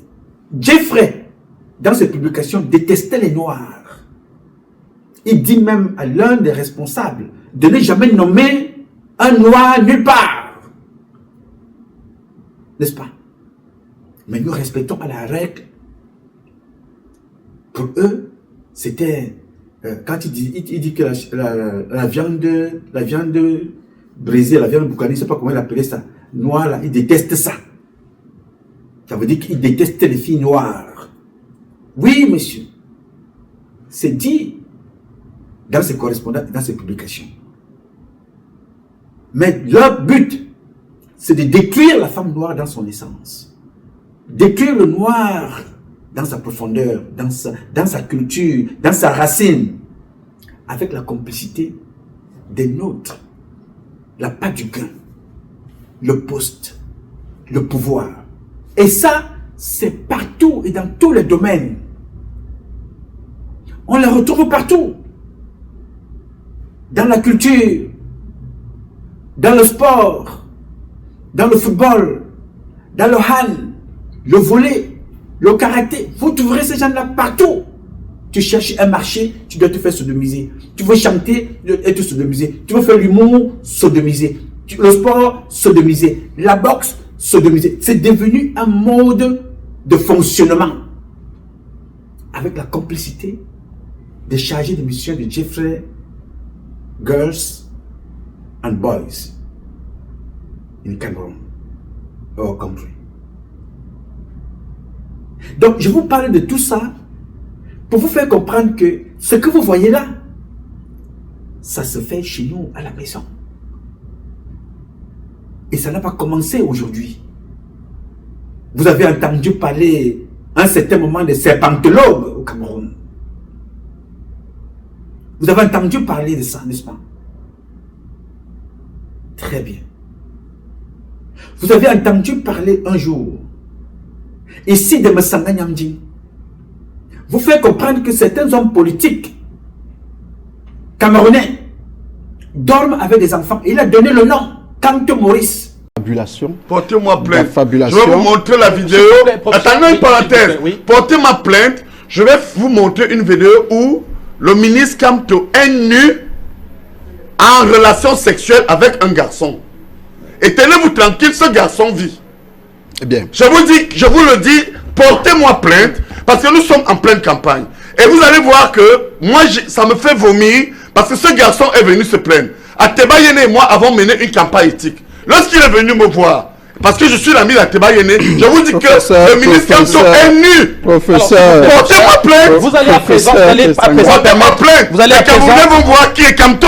Vous allez à présent permettre au docteur Ngono de c'était une parenthèse, répondre à cette accusation, s'il vous plaît. Oui, portez-moi plainte. Vous allez voir, s'il vous plaît. Oui, s'il vous plaît. Oui. La renaissance et l'homosexualité des jeunes Camerounais. Professeur Nyamding, s'il vous plaît. Est-ce que vous avez entendu le procès là quelque part?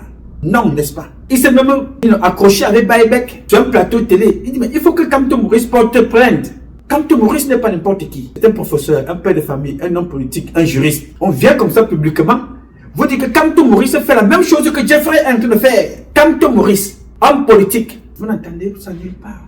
On vous dira que non, il a porté plainte. Non, la plainte n'a pas, on a bloqué la plainte. Il ne sait pas, il n'est pas allé se cacher pour dire ça. Et il y a un enfant en prison qui avait écrit une longue lettre parlant toujours de la même personne. Vous comprenez que nos hommes politiques du pouvoir et de l'opposition ne servent pas les intérêts du peuple camerounais, ne servent pas les intérêts du Cameroun. Ils sont prêts à détruire même leurs propres enfants pour satisfaire ceux qui les maintiennent en poste. Je vous ai parlé hier. L'autre vous a dit que c'est Emmanuel Macron qui a demandé la libération du corps de Marie-Lou. Madame Brigitte Macron qui a demandé la libération du corps de Mbala Marie-Lou. C'est Emmanuel Macron qui a demandé la libération de Kamto Maurice de prison. Vous comprenez que ces gens-là sont des représentants d'un système chez nous. Ils ne sont pas des Camerounais au service de notre pays. Ils sont des Camerounais au service de la dépravation, au service de la prostitution, au service de la débauche sexuelle, au service des voleurs, des corrompus, au service des criminels. Voilà ce que ces gens-là sont chez nous, dans notre pays, le Cameroun. Parce que quand vous entendez un gars comme Macron vous dire « J'ai demandé au président Paul Biya de libérer Kamto Maurice. S'il ne libère pas Kamto Maurice, je ne le reçois pas à Lyon. » C'est moi qui dis ça, moi Emmanuel Macron. Qui est Emmanuel Macron pour parler comme ça à Paul Biya?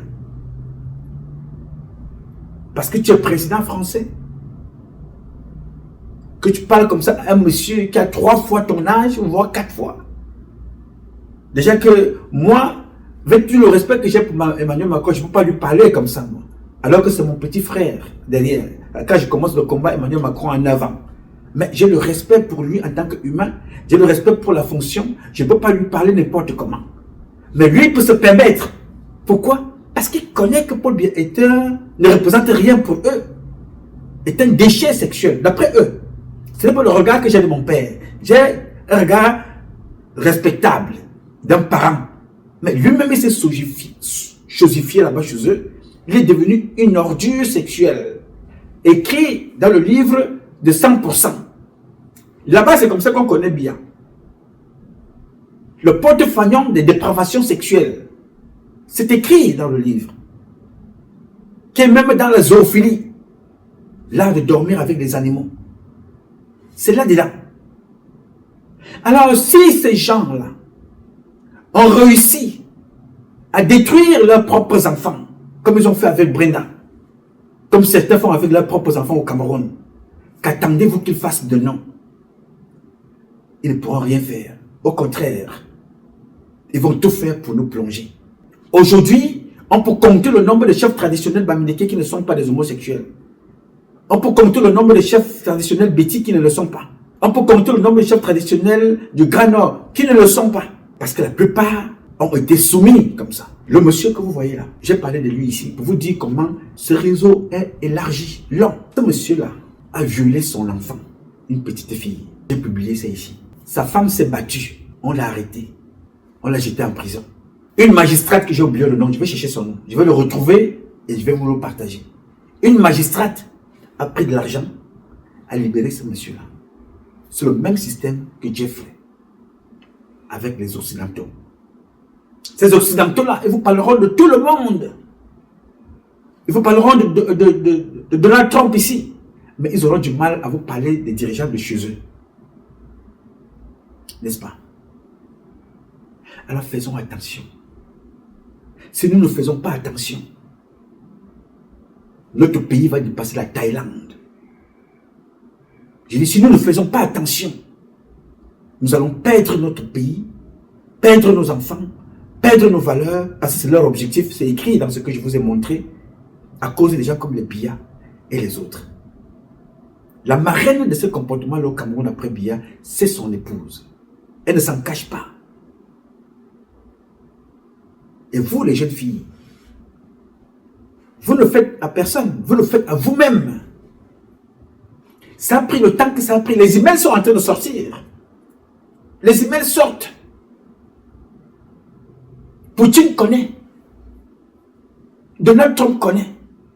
Ils connaissent tous ces gens-là. Et je vais vous dire dans la prochaine publication comment ils ont fait pour piéger les nôtres. Aujourd'hui, je voulais vous faire juste un petit rappel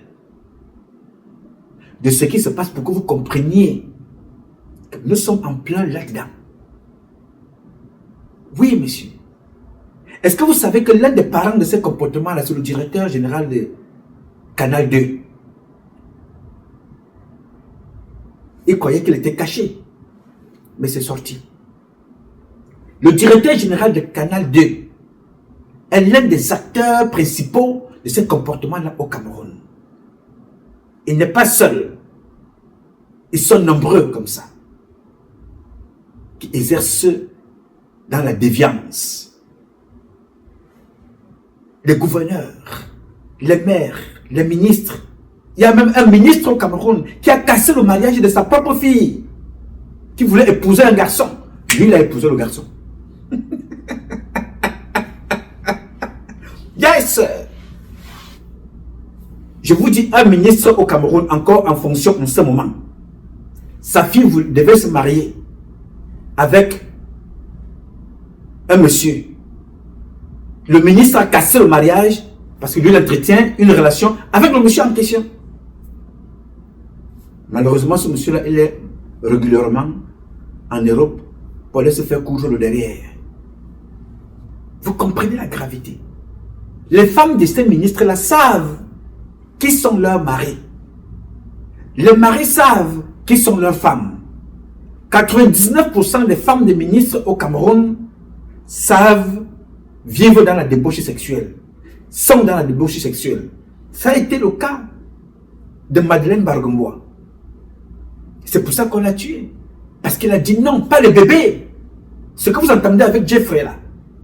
Madeleine Bargombois a dit non, mais il se faisait trop tard. Pourquoi? Parce que elle avait commencé déjà à accepter ces partous là. Et avec des journalistes, une fille journaliste avec laquelle son mari et elle faisaient des partous, avec un prêtre. Mais quand c'est arrivé au niveau des bébés, elle a dit non. On lui a dit non, ça ne se passe pas comme ça. Tu vas sauf que mourir. Et ils l'ont tué. Et quand elle a été assassinée, les patrons de Yaoundé sont venus au deuil parce qu'ils ont sacrifié l'une des leurs. Oui, monsieur, le contingent quittait de Douala, parce qu'on nous a même dit que Bargombois était de Douala. Les délégations quittaient Douala pour venir au deuil. Mais quand la femme la pleurait, on n'a vu personne. Il a fallu qu'elle soit à l'article de la mort pour m'appeler, pour me dire que mon jeune frère, je ne savais pas que tu te battais pour me protéger. Je te confie ici, mais ne parle jamais de ça. Aussi longtemps que Biya serait encore au pouvoir et que mon mari, Bargombois, soit encore au pouvoir, ne montre jamais cette tablette. Ce qu'il y a dedans. Ma grand-mère, avant de mourir, me posait toujours la question, mon petit-fils, je ne sais pas comment fais-tu pour dormir. Parce que ce que tu nous dis, j'imagine ce que tu ne nous dis pas et que tu vois. Je vous dis donc que quand vous regardez ce qui se passe et ce qui se passait avec Madeleine Bargombois et ce qu'elle m'a dit, vous comprenez alors que notre pays est dans la merde. La merde de façon verbale, dans la merde de façon pratique et active. Nous y sommes à l'intérieur, plein pied. Oui, monsieur. Ne soyez donc pas surpris de rester comme ça à la maison. On vous dit que voilà, on a retrouvé une femme quelque part qui a attaché son enfant. Attaché, accroché son enfant comme on accrochait souvent le gibier pendant 3 jours et qui te va au marché. Ça se passe au Cameroun. Vous apprenez qu'au Cameroun, quelqu'un a pris ses enfants, ses propres enfants. Il a mis les mains comme ça, il a coupé les doigts des enfants. Ça se passe au Cameroun. Mais vous apprenez que dans notre pays, dans ce pays-là, ça s'est passé tout récemment à Nanga. Quelqu'un arrive dans une maison, il tue 8 personnes, il les met à plat. 8 personnes. Et vous allez voir le dessin avec Jeffrey. Observez bien. Ce monsieur qui a tué 8 personnes, comme ça, on dit qu'on a arrêté le monsieur, mais il s'est suicidé en cellule.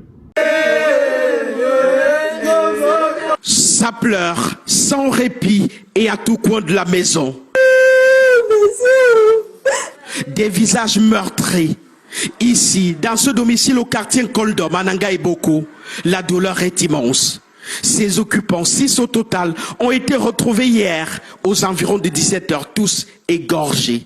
Vanessa Yubi Kamga, 30 ans, assassinée dans la salle de séjour. Ses 3 enfants, Blessing Mo tué, Arnold Tala et Ange Kamdom, tués dans les toilettes. Sa petite sœur Samira Shegem, retrouvée sans vie dans cette chambre.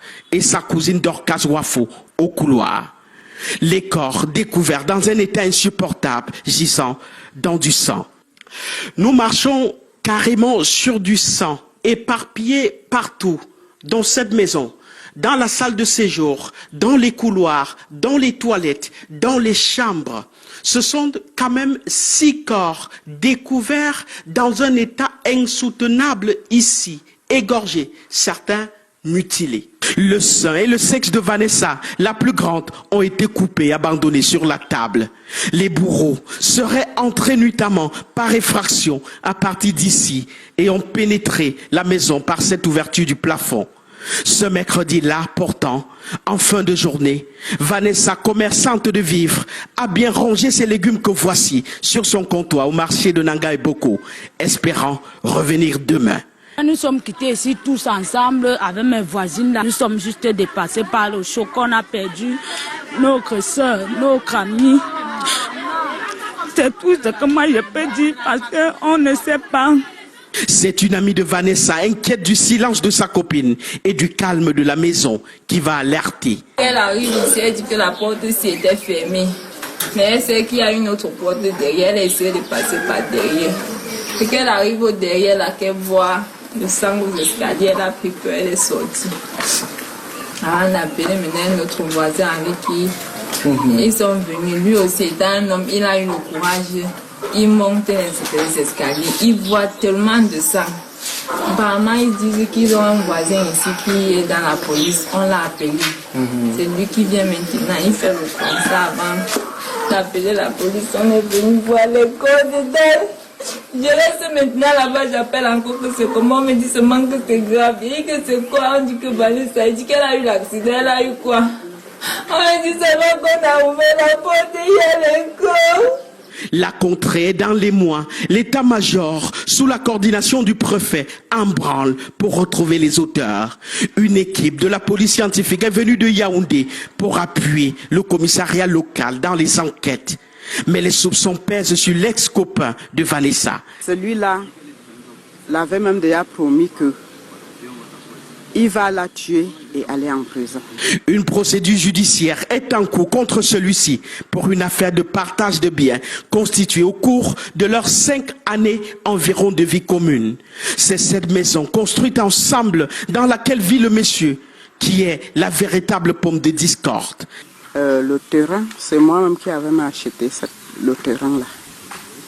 Il n'avait pas d'argent. Je les ai fait acheter, je les ai mises dans une cotisation pour dire que bon, doucement, doucement, vous allez me rembourser. Et ils l'ont fait, ils m'ont remboursé. Quand ils ont commencé leur construction, il n'y avait pas d'argent. C'est toujours moi qui ai mis de l'argent pour que la maison en finisse. Mais après un temps, quand ils ont commencé les problèmes, sous le papier du terrain, c'était son nom et le nom de ma fille qui est morte. Il disait déjà que le terrain et la maison l'appartiennent. Voilà où les problèmes ont commencé. L'affaire, enrôlée au tribunal de première instance de Nanga Boko, est déjà rendue à l'étape du délibéré, attendu lundi prochain. L'ex-copain, suspect numéro 1 pour les 6 meurtres, se rendra-t-il au tribunal pour cette audience? Affaire à suivre. Voilà. Ce monsieur qui a tué 8 personnes, on ne fera jamais l'enquête. S'est suicidé en cellule. A fait classer sans suite. Fermer la page, continuer au suivant. Jusqu'où? Et la mort au Cameroun, vous pensez que ça arrive comme ça?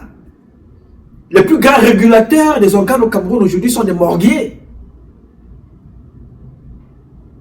On vous dit qu'il y a l'exploitation des organes.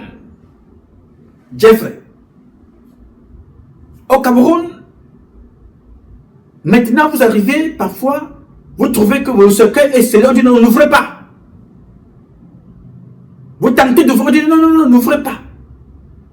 Mais si vous ouvrez, vous trouvez parfois que voilà, vous avez le corps de quelqu'un qui n'est même pas de votre famille.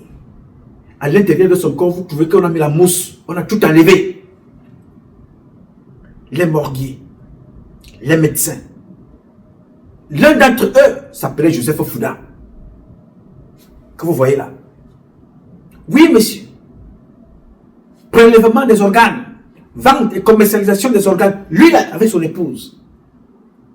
Est-ce que j'invente? Je suis là que pour le rappel, pour vous faire comprendre que Jeffrey Epstein là, il a chargé de mission au Cameroun. Rappelez-vous de l'affaire Aïs Hitler. Ce jeune garçon marchant sur ses propres pieds s'est rendu à l'hôpital pour une blessure d'un coup qu'il avait reçu. Il n'est plus jamais revenu. On a enlevé tous les organes. Monsieur Baïbek, le professeur, le grand professeur Baïbek, que je respecte beaucoup, on a parlé de ce sujet une fois sur un plateau télé. Ça se passe au Cameroun. Jeffrey n'a jamais mis ses pieds au Cameroun. Il était en Côte d'Ivoire, oui, mais ses actions se font au Cameroun bien avant qu'il soit même né. Mais nous autres, nous avons été choisis pour dénoncer ces choses-là. Pas parce que nous sommes très courageux, mais c'est parce qu'on a décidé d'agir autrement. Avec le temps, la vérité passera dans notre pays, le Cameroun. On n'est pas pressé. La première justice dans ce qui se passe avec Jeffrey, c'est que ça a été public déjà. Ça nous rejoint. Et ça me reconforte dans le combat que nous menons tous les jours. Je vais dire merci à toutes celles et ceux qui se battent pour dénoncer cet état de choses. Nous ne sommes pas des enfants parfaits, mais nous avons d'autres défauts que ceux-là. Je vais dire merci à toutes celles et ceux qui dénoncent. Et je vais dire aux parents, soyez vigilants. Ne vous fatiguez pas. Je ne me fatigue pas. Parce que je sais que tôt ou tard, aussi longtemps que Dieu me donnera la vie, justice sera faite. Pour tous ces enfants, pour toutes ces victimes. Oui, Jack Lang a démissionné. Oui, sa fille a démissionné. Oui, ici aussi les gens vont démissionner. Oui, en Arabie Saoudite ils ont démissionné. Mais davantage, c'est de l'autre côté qu'on va mettre la main sur eux. Parce que là-bas en Afrique, c'est le waouh. Dans le document qu'on m'a donné, et ça ce n'est pas nouveau, ça moi je le savais déjà. Le Cameroun est une plaque tournante de vente d'organes. Donc la guerre dans le Nozo, un prétexte qu'on a utilisé pour détruire les nôtres, prélever les organes, vendre les nôtres, assassiner les nôtres, prostituer les nôtres. Regardez le nombre de prostituées qui se sont développées dans notre pays, le Cameroun, depuis que la guerre a commencé dans le Nozo. Les petites filles, 12-11 ans, sont dans la rue.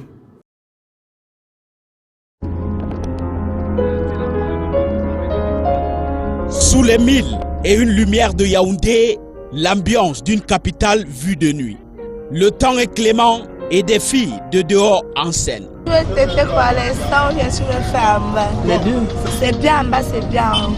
Elles se sont imposées maîtresses de certaines rues et carrefours de Yaoundé, toutes à la chasse des mecs en chaleur pour des parties de sexe rémunérées. Ekounou, Atanganambala, Minifem, Ngousso, bien de lieux. Le sexe toutes les nuits est mis à prix. Un vendredi soir de travail, la rue baptisée Minifem respire un air de fête. Bien visible à tous les coins, des vedettes piégeuses pour la juste cause de la prostitution. Parmi elles, Hélène, 16 ans à peine, bien moulée au métier. Son temps se paye cash et elle se livre à visage caché après négociation.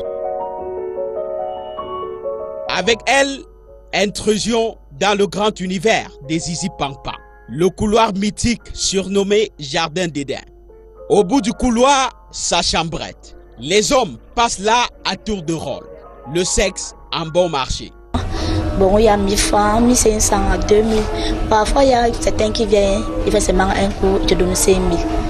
Donc ça dépend comment il vient. Décor des lieux des plus lugubres et négativement impressionnants. Un sac de vêtements de rechange à chaque coup de nécessité, pose chaussures insolites, romans pornographiques, le nécessaire de douche à faire pitié. Mais surtout, cette caisse nauséabonde de déchets qui parfume les lieux. Ici, le client est roi et c'est à lui le choix du mode de consommation. Celui qui veut s'empriser, bon, on fait l'amour bien après. Quand tu vas y agir, tu descends, tu joues au sol. Ou j'ai souvent un petit chose, tu joues sur ça. Je me nettoie et prends mes remèdes quand il finit le travail. Je prends souvent, il y a les antibiotiques qu'on m'avait donné, je prends et finis de boire. Si je ne veux pas cela, je pars à l'indigène, je prends le savon, je m'épuise et puis ça sort comme ça. Vulnérabilité perceptible, santé en danger. Hélène est arrivée là en provenance de son est natal grâce à cette dame, cadre de vie un peu plus présentable. Une prostituée et proxénète professionnelle depuis une dizaine d'années. Je suis dans un baobab sec, donc je ne sais plus quoi faire. Je ne peux plus sortir de ce métier parce que je suis habitué. J'attends ma part de paradis ou l'enfer. Je ne peux plus changer de métier, je suis habitué. Je n'ai pas appris à écrire, je n'ai pas appris à lire, j'ai appris à baiser, à faire et à encaisser l'argent avec le sexe. Les filles se recrutent un peu partout sur le territoire national. Le Nord-Ouest, première région en termes de ravitaillement de Yaoundé, suivi de l'Est et du Sud. 85% de filles rencontrées sont originaires de ces trois régions. L'université est aussi un bon champ de ravitaillement, celui de Yaoundé 2 notamment. Estelle, étudiante en deuxième année, pratique le métier le plus vieux du monde, à temps partiel. Pour en parler, elle doit être loin des regards. Lieu propice, sa chambre d'étudiant. Là-bas, elle se lâche. Il y a des jours, les moments où je suis franchement foirée, il me faut quelque chose dans les poches, il me faut quelque chose pour m'occuper de moi. Et je m'en vais dans des endroits comme ça là. Il y a des jours que c'est pas mal. Tu peux rentrer avec un 15 000 ou 20 000. Des jours que c'est 5 000, bon ça dépend. Comme elle, beaucoup au début y vont par contrainte et finalement deviennent rodés. Des nuits au tambour de sexe. Quand le jour se lève, le répit, c'est cigarettes pour flot de fumée ou drogue et surtout de la bière à gorgée douce. Oui, monsieur. Nous sommes au Cameroun. Nous avons un président, nous dit-on, devait être... Il était séminariste. Mais cautionne ça. Alors, j'ai voulu faire cette première introduction avec vous aujourd'hui pour vous faire un petit rappel. Beaucoup d'entre vous ont d'autres images. Dans la prochaine publication, je vais vous démontrer des victimes blanches qui ont été tuées au Cameroun. Des bébés blancs qui ont été tués au Cameroun. Et l'enquêteur qui était chargé de mener l'enquête, le jour où il avait fini donc de mener cette enquête-là, il prend les documents comme ça pour aller, il prépare tous ces documents, il veut les amener à Yaoundé. Dans son bureau, un autre gendarme est venu lui tirer dessus, po. Il est mort. Ça, je vous en parle dans la prochaine publication. Et dans la publication qui va suivre, après, je vais vous parler également des mêmes comportements de Jeffrey avec des acteurs. Et je voudrais, dans ce cas-là, rendre hommage à un grand journaliste camerounais. Je vous donnerai son nom dans la prochaine publication. Quand vous voyez cet enfant-là en route, si vous avez un chapeau, enlevez le chapeau, dites-lui bravo. Il a risqué sa vie. Il est le seul journaliste camerounais qui a poussé le bouchon jusqu'à ce niveau-là. Malheureusement, il a été chassé pour le travail qu'il faisait. Mais nous avons décidé de lui rendre hommage et de mettre avec nos partenaires quelques moyens à sa disposition afin qu'il puisse ouvrir et créer sa propre structure et travailler. Ça, c'est dans les prochaines publications. Pour vous dire que ce que vous voyez là n'a pas commencé aujourd'hui. Paul Biya, André Tchungi, Mbargumboa, Mbargangele, Ferdinand Ngongo, Nganou Djoumessi, tout ce monde-là, les Martin Bengue Boudou, savent comment ça fonctionne. Ils ont toujours contribué. Vous avez vu comment on a tué un journaliste devant vous. Vous avez vu ça? Martinez Zogo, sans état d'âme. Et on a utilisé après son assassinat un artiste pour venir distraire des personnes, pour nous faire croire que non, c'était, je vous en parlerai dans la prochaine publication. Pour vous dire que ce que vous voyez là sont des comportements qui sont en train de rentrer, de s'installer dans notre culture.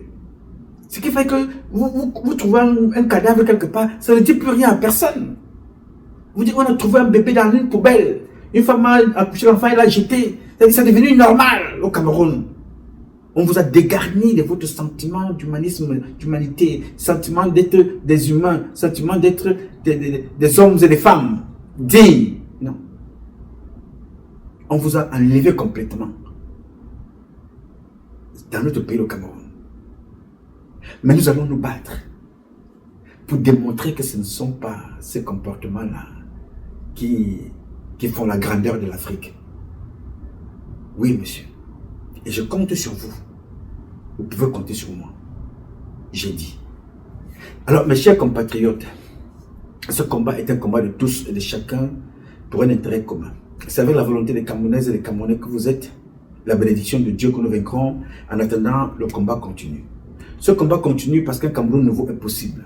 Chacun d'entre vous dans son domaine respectif, c'est ensemble que nous redonnerons à notre pays ses lettres de noblesse et nous ferons de ce pays la capitale du paradis sur terre. Je sais compter sur vous. Vous pouvez compter sur moi aussi longtemps que Dieu vous donnera la vie. Je donnerai le meilleur de moi-même. Je m'appelle Nouma. Nouma Patrice Freeman. Je réponds au 001 551 666 1027. I love you, but God loves you more. Thank you.